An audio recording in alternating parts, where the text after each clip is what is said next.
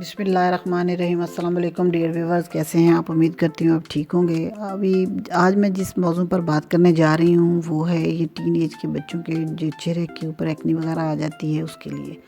अगर उसका बर वक्त इलाज ना किया जाए तो उनके चेहरों पर गड़े छोड़ देते हैं और चेहरा ख़राब हो जाता है।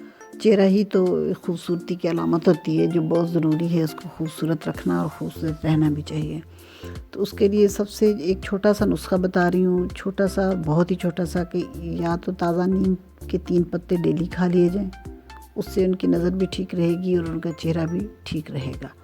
कोई किसी किस्म की चेहरे के ऊपर दाने वगैरह हैं वो ठीक हो जाएंगे। अगर किसी को ताज़ा पत्ते नहीं मिलते तो वो खुश्क नीम को भी पीस कर डब्बियों में रख ले अपने पास और 1/4 या 1 चुटकी लेके तो वो खा ले। 1/4 चम्मच या 1 चुटकी खा ले पानी के साथ। खाने के बाद, खाने से पहले नहीं खाना, खाने के बाद खाएं। इंशाअल्लाह बहुत जल्दी खारिश जो चेहरे की एक्नी वगैरह है उसको आराम आ जाएगा।